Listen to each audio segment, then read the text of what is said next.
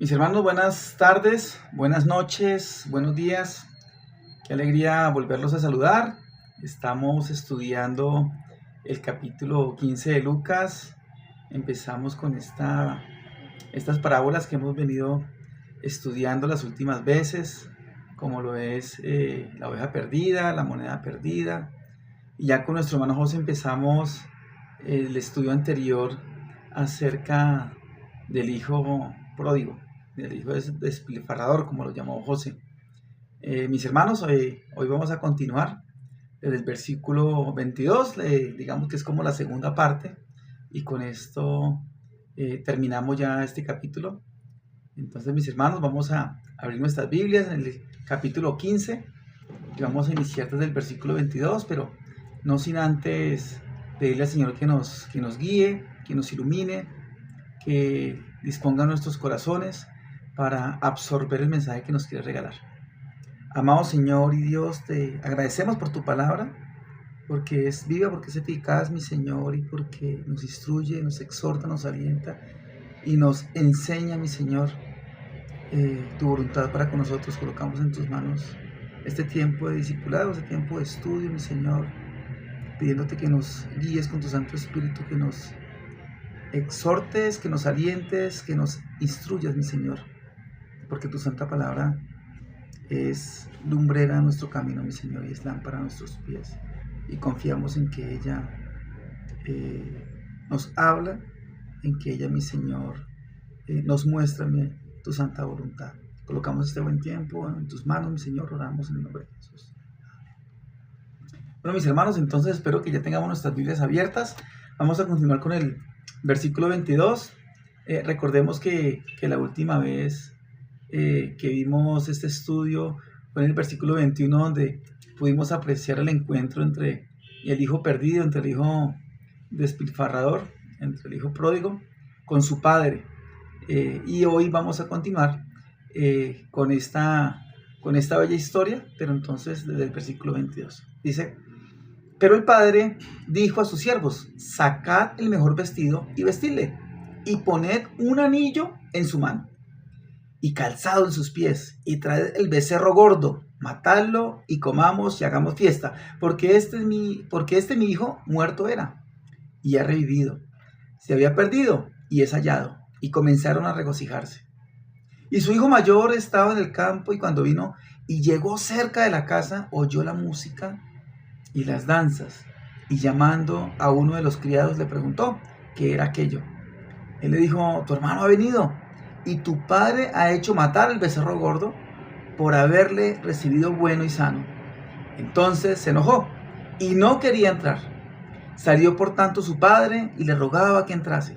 Mas él, respondiendo, dijo al padre: he aquí, tantos años te sirvo, no habiéndote desobedecido jamás, y nunca me has dado ni un cabrito para gozarme con mis amigos. Pero cuando vino tu hijo, que ha consumido tus bienes con rameras, has hecho matar para él el becerro gordo.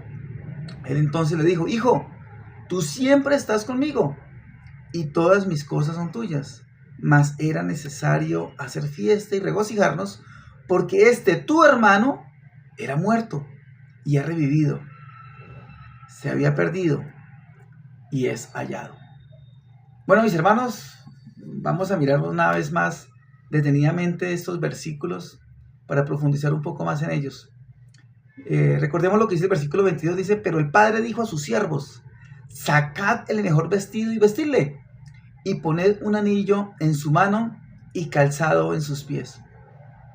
Mis hermanos, aquí hay algo muy curioso.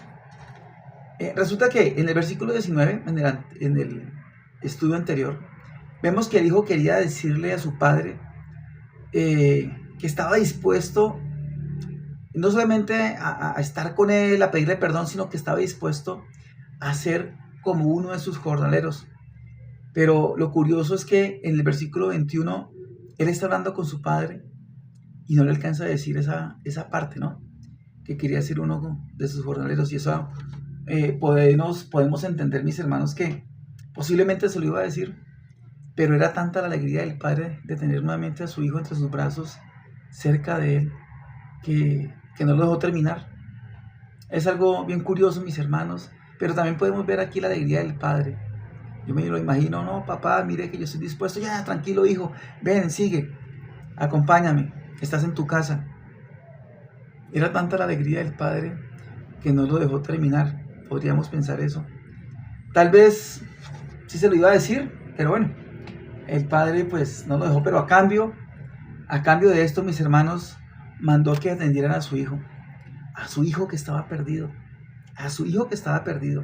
que lo atendieran, porque ese hijo representaba para aquel padre lo mejor en ese momento, porque lo había encontrado. Mirémonos por un momento, mis hermanos, la alegría de aquel padre al tener nuevamente a su hijo, que tanto tiempo lo estuvo esperando, que lo estuvo buscando, porque más adelante vamos a ver que él dice que lo encontró. Tal vez, mis hermanos, dice que, bueno, el padre llegue y dice, sacad el mejor vestido y vestirle. Tal vez, mis hermanos, aquel hijo llegaría con harapos, con ropa sucia, rota, manchada tal vez, desprendida, descosida, como un habitante de calle, si lo podríamos comparar con los tiempos de hoy en día. Y no le trajeron un solo vestido, sino que le trajeron el mejor vestido como su padre había ordenado. Le trajeron el mejor vestido. Y eso nos hace acordar, mis hermanos, por allá en Génesis, cuando Jacob le manda a su hijo José y le compra una túnica de colores, porque lo quería distinguir entre sus otros hijos, porque quería mostrarle su amor por medio de esa prenda tan valiosa. Y las túnicas, mis hermanos, en aquel tiempo eran caracterizadas por ser de mangas largas. Y eran de mangas largas, no era solamente porque se vieran bonitas, sino porque con las mangas largas, las personas que posaban, que vestían ese tipo de prendas, señalaba que no eran aptas para hacer trabajos manuales, porque pertenecían a una clase social alta. Y yo creo que si lo asociamos con esta hermosa historia, vemos más o menos algo parecido. El padre le manda a traer una túnica, un vestido, el mejor vestido, para mostrarlo, para decir que ese hijo pertenece a su familia. Podríamos decirlo, compararlo de pronto como con una monarquía donde los príncipes son vestidos de una manera particular, donde las personas se pueden dar cuenta que son personas que pertenecen a la alta alcurnia, a la alta sociedad. Y eso era lo que el hijo representaba para aquel padre. Era una persona importante y lo manda a vestir con el mejor vestido. Y eso lo iba a distinguir con el resto de las personas, porque estaba dando a entender que no estaba para hacer trabajos manuales, sino que era una persona importante que pertenecía a la realeza de aquel padre. Con este vestido, mis hermanos, el padre lo que está diciendo es que ese hijo es de la casa, donde nunca tuvo que haber salido, que tiene sangre real, ¿cierto? Y que su lugar es estar con el Padre. Mis hermanos, eso también nos habla para nosotros también. Cuando el Señor nos encontró, lo primero que hizo fue vestirnos con su justicia. Eso lo vemos cuando lo dice el apóstol Pablo, también lo vemos en Isaías 61:10, si me permite, vamos a leerlo. Dice Isaías 61:10, dice, capítulo 61, versículo 10. En gran manera me gozaré en Jehová, mi alma se alegra en mi Dios, porque me vistió con vestiduras de salvación, me rodeó de manto de justicia. Qué alegría, qué bendición, mis hermanos, nosotros como sus hijos, poder decir eso con esa confianza, que el Señor nos ha vestido con su salvación, con su justicia. Aquel hombre, aquel hijo perdido, mis hermanos, en ese momento ya no deseaba comer más algarrobas, ya no comer más de sobras.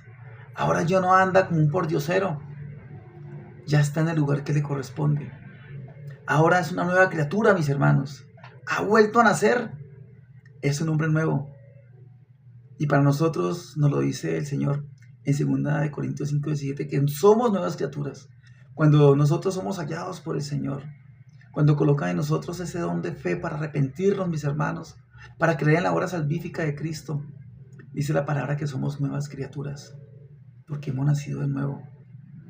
Ahora bien, no solamente le coloca un vestido nuevo, el mejor vestido, sino que también le coloca un anillo en su mano.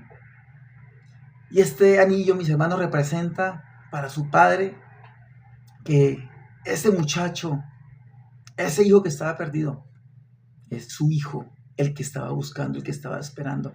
Y hay algo muy curioso. Anillo de compromiso, mis hermanos, en griego se dice arraón.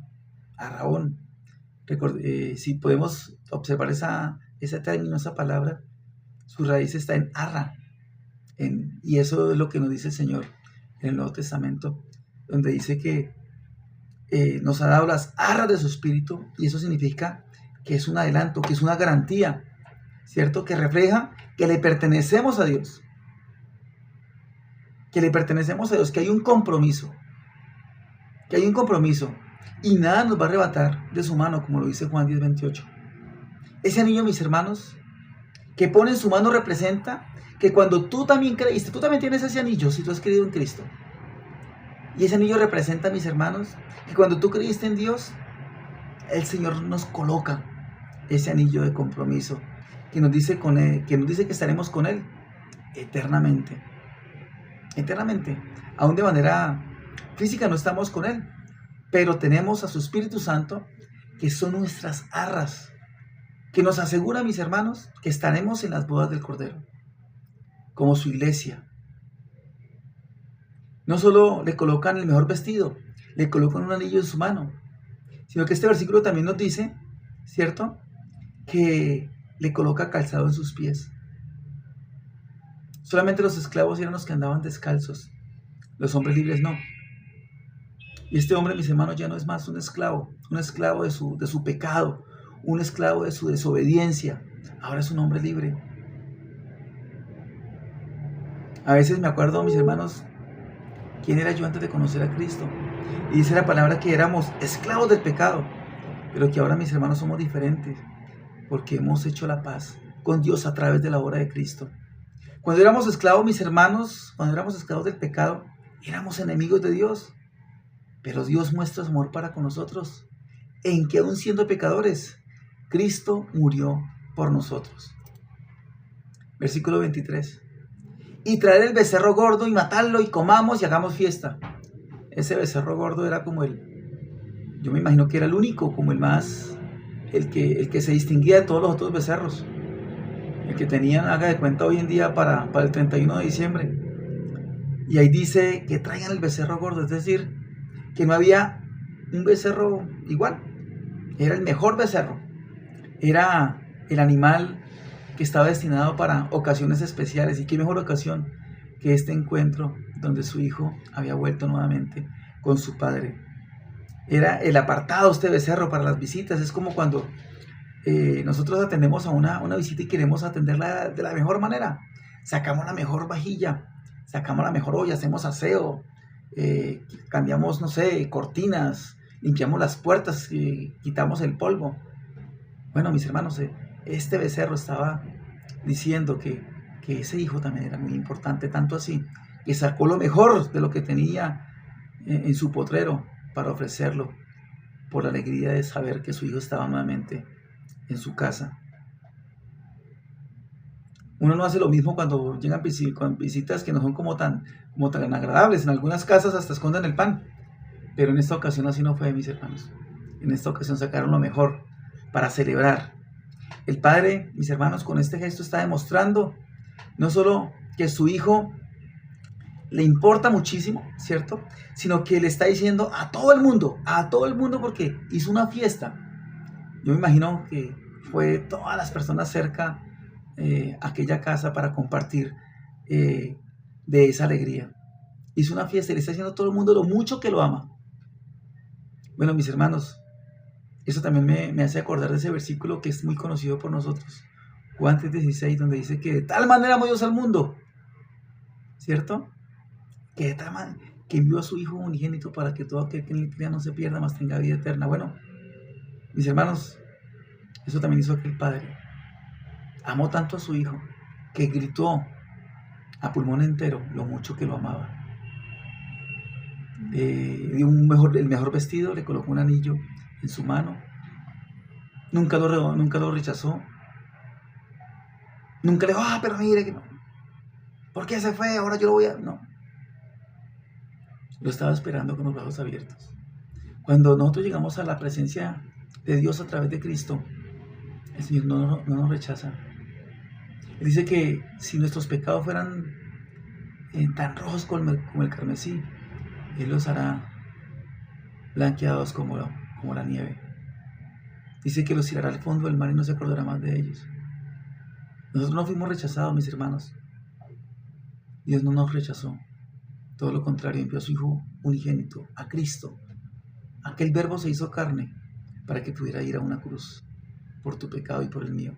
Para que tuviéramos esta reconciliación con Dios a través de esa sangre preciosa. Versículo 24. Porque mi hijo muerto era y ha revivido. Se había perdido y es hallado. Y comenzaron a regocijarse. Cuando dice que muerto era, bueno, sabemos que no lo dice de manera literal. Pero sí estaba muerto espiritualmente porque su pecado lo había separado de su padre. Hay una separación. Aquel hijo quiso coger su propio camino. Y así estábamos tú y yo, mis hermanos, así estábamos tú y yo. No estábamos muertos físicamente, teníamos fuerzas, pero estábamos utilizando todo eso para hacer las cosas que no le agradaban al Señor. Estábamos muertos espiritualmente, estábamos separados de Dios por causa de nuestro pecado. Es más, dice la palabra que éramos enemigos. Pero cuando volvemos en sí, como lo hizo aquel muchacho, y reconocemos que somos una oveja perdida, que somos una moneda perdida, que somos un hijo perdido, entonces pasamos de muerte a vida. Y esa paz con Dios solamente la hace Cristo en el sacrificio que hizo en la cruz. Nada más puede reconciliarnos con el Señor. Yo quisiera, mis hermanos, que fuéramos por un momento y leyéramos Efesios capítulo 2, versículo del 1 al 7, donde ilustra un poco mejor este versículo. Dice Efesios 2, del 1 al 7. Y Él os dio vida a vosotros cuando estabais muertos en vuestros delitos y pecados, en los cuales anduvisteis en otro tiempo, siguiendo la corriente de este mundo, conforme al príncipe de la potestad del aire, el espíritu que ahora opera en los hijos de desobediencia, entre los cuales también todos nosotros vivimos en otro tiempo en los deseos de nuestra carne, haciendo la voluntad de la carne y de los pensamientos, y éramos por naturaleza hijos de ira, lo mismo que los demás. Pero Dios, que es rico en misericordia, por su gran amor con que nos amó, aun estando nosotros muertos en pecado, nos dio vida juntamente con Cristo. Por gracia sois salvos. Y juntamente con Él nos resucitó, y asimismo nos hizo sentar en los lugares celestiales en Cristo Jesús, para mostrar en los siglos venideros las abundantes riquezas de su gracia en su bondad para con nosotros en Cristo Jesús. Amén, mis hermanos. Qué versículo tan bonito, qué versículos tan llenos de esperanza para nosotros, que por un momento nos hace mirar atrás y nos damos cuenta de dónde nos ha rescatado el Señor. Porque también estábamos perdidos. Ese hijo perdido también nos representa a nosotros, mis hermanos, mis hermanas. Pero alabado sea el Señor, que nos encontró. Lo que se había perdido ahora es hallado. Dios nos trajo. Él nos fue a buscar lo que se había perdido. Y hubo fiesta, como lo dice el Señor. Él vino a buscar lo que se había perdido. Lucas 19:10. Mis hermanos, el día en que tú le entregaste tu vida al control de Dios, ese día fue de gran fiesta, como lo dice este versículo. Porque comenzaron a regocijarse. Y dice Lucas capítulo 15, versículo 7, que el hijo que os digo que así habrá más gozo en el cielo por un pecador que se arrepiente que por 99 justos que no necesitan de arrepentimiento.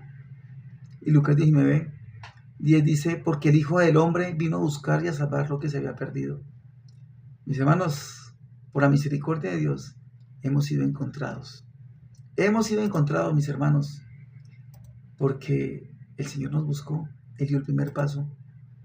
Él dio el primer paso, mis hermanos, y gracias a su infinita misericordia, hoy estamos de este lado, compartiendo su palabra, compartiendo en este hermoso discipulado, como lo es Madeleine. Versículo 25 en adelante dice, y su hijo mayor estaba en el campo, y cuando vino y llegó cerca de la casa, oyó la música y las danzas. Y llamando a uno de los criados, le preguntó, ¿qué era aquello? Él le dijo, tu hermano ha venido, y tu padre ha hecho matar el becerro gordo. Mira, otra vez aparece el becerro gordo acá, por haberle recibido bueno y sano. El hijo mayor dice que estaba en el campo, estaba haciendo de pronto sus quehaceres allá. Los que nos gusta el campo podemos imaginarnos, de pronto estaba pastoreando vacas, tal vez estaba colocando cercas, tal vez estaba macheteando por allá el campo, o estaba recogiendo frutas, estaba trabajando. Y a lo lejos, cuando ya estaba acercando a la casa, empieza a escuchar como algarabía, como música, chum, chum, chum, chum, por allá, como la orquesta, gente por allá gritando, danzando, ¿cierto? Yo me imagino al hijo acercándose a la casa y a lejos por ahí empieza a escuchar esa música de moda en esos tiempos, risas, cantos, alegría. Hoy en día le podemos meter hasta pólvora y se pregunta, oiga, ¿y aquí qué pasó? ¿Aquí qué pasó? Y al acercarse pregunta a alguien que estaba ahí, uno de los criados, ¿qué pasó? Y este le contesta, me lo imagino con gran alegría, llegó tu hermano, por eso es esta fiesta, porque llegó tu hermano, y mandó a matar el becerro gordo, mire, el becerro de la discordia, el que estaba listo para esta ocasión, ese becerro que simbolizaba que la fiesta que se estaba dando era de mucha importancia. Versículo 28. Entonces se enojó y no quería entrar. Salió por tanto su padre y le rogaba que entrase. El hermano se enojó. Ahora, mis hermanos, según este contexto, ¿a quién crees tú que representa este hermano mayor? Si vamos un poco más atrás, vamos a ver que este hermano representa a aquellos que piensan que no están perdidos. Recordemos, a los fariseos, a los escribas, a los religiosos, al que no ha vuelto a la iglesia, al que desprecia el evangelio, al que rechaza a Cristo, al que al hijo desobediente, ¿cierto? Y aquellos escribas y fariseos, aquellos religiosos despreciaban a los publicanos y a los pecadores, ¿cierto? Como en el verso 2, miremos en el verso 2, dice que murmuraban. Y este muchacho, este hermano mayor, no, yo no quiero entrar a esa fiesta, yo no comparto para nada que le estén haciendo fiesta a mi hermano, ¿cierto? Y no quería entrar y compartir con su hermano, o sea, de abrazarlo, llegar donde él y abrazarlo porque estaba perdido. Él también estaba perdido, pero él no lo quería reconocer. Y el padre le rogaba que entrara, porque para el padre, ese hijo que no quería entrar es tan amado como el que había encontrado. ¿Y sabe por qué le rogaba? Porque sabía que su hijo también era pecador. Porque su amor por esos dos hijos es igual. Mis hermanos, no hay ninguna diferencia entre aquel que aún sigue perdido, que rechaza a Cristo, y tú y yo, porque somos pecadores. Solo que nosotros sí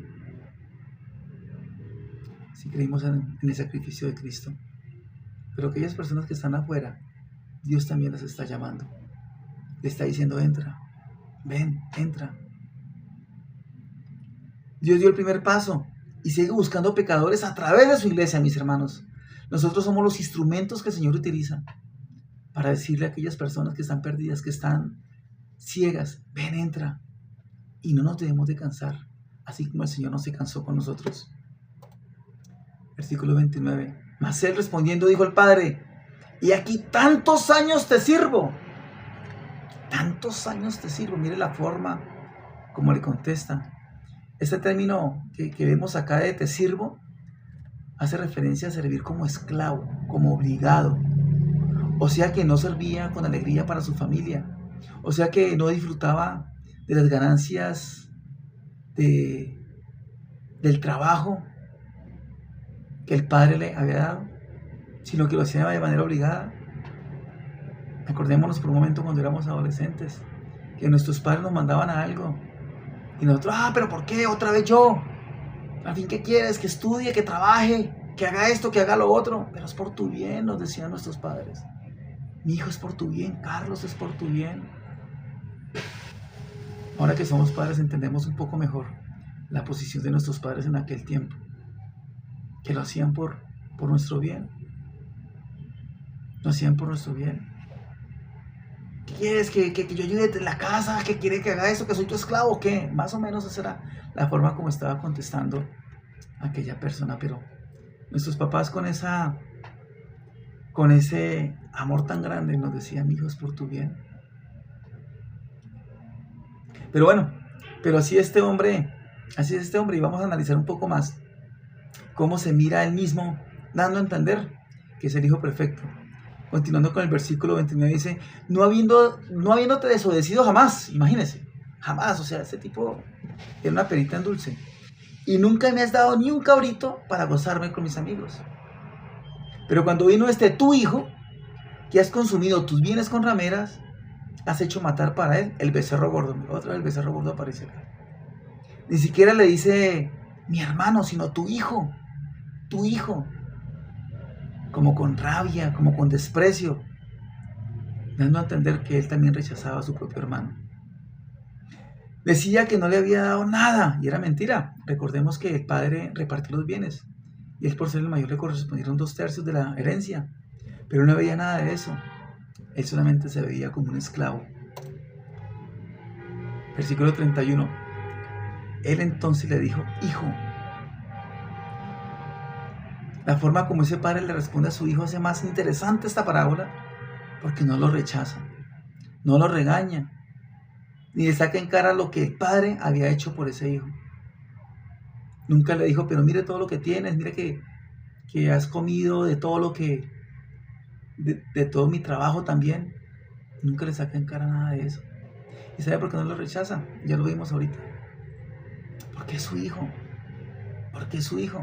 Porque es pecador al igual que el otro que tiene el mejor vestido, el anillo en su mano y calzado en sus pies, al igual que tú y yo, y que no asiste a la iglesia, también igual que ese, al igual que lo sigue rechazando, al igual que aquella persona que le compartimos acerca de Cristo y nos dice que estamos equivocados, que no creen en ese Dios, que creen en un Dios hecho a su medida. Pero bueno, mis hermanos, esa misericordia solamente la vemos acá, porque cuando estamos delante de su presencia, ya no hay un Salvador, va a haber un juez. Va a haber un juez, mis hermanos. Continuando con el versículo 31, dice, tú siempre estás conmigo y todas mis cosas son tuyas. Mas era necesario hacer fiesta y regocijarnos porque tu hermano, acá no le dice mi hijo, sino tu hermano, era muerto y ha revivido, se había perdido y es hallado. Le está diciendo, hijo, ¿no te basta? Hemos estado juntos todo este tiempo, haciéndonos compañía, compartiendo juntos. Y a ti no te ha faltado nada, hijo. A ti no te ha faltado nada. Hemos tenido comunión, hemos compartido, mi hijo mío. ¿Y eso no te basta? Cuando eres religioso, mis hermanos, nada te va a bastar. Nada. Siempre quieres más. Siempre quieres más. No solamente quiere lo que ya tiene, sino que también quiere ser exaltado ante los demás. Quiero que desprecies a todo aquel que no piense como yo. Eso le pasaba a los fariseos. No querían que los publicanos fueran como ellos, sino que fueran despreciados. Y a veces, mis hermanos, nosotros podemos caer en el gran error de ver a los pecadores con asco, aquellas personas que no son creyentes. Y se nos olvida que Dios también los ama, con el mismo amor como te ama a ti, como me ama a mí. Y es paciente, esperando a que se arrepienta, como lo dice su santa palabra. Tú y yo somos pecadores y deberíamos entenderlo muy bien. Todo lo que tenemos lo hemos recibido del Padre. Versículo 32. Mas era necesario hacer fiesta y regocijarnos porque tu hermano era muerto y ha revivido. Se había perdido y estallado. Para el Padre que te recibió, era necesario hacer fiesta cuando te arrepentiste. Él dice tu hijo y él responde tu hermano. Mis hermanos, en el corazón de Dios hay un sentimiento de pérdida cuando tú no estás. Hay un sentimiento de pérdida por aquellos que no han creído en el Evangelio. Aunque sea uno de 100, uno de 1000, uno de 10 o uno de 2. Para Dios hay una pérdida por cada mano que no está levantando, que no se está levantando para adorar al Señor. Necesitamos reconocer que estamos perdidos por nuestra torpeza, porque nos perdimos como aquella oveja. Tal vez por descuido de otros, porque nuestros padres no nos instruyeron desde chicos en el camino de la verdad, porque no nos mostraron a Cristo, tal vez por torpeza, o tal vez por necedad, porque conocemos de las delicias de la salvación del Evangelio, y aún así, en algunas ocasiones preferimos darnos la espalda al Señor. Para todos mis hermanos hay una solución, y la solución es el arrepentimiento.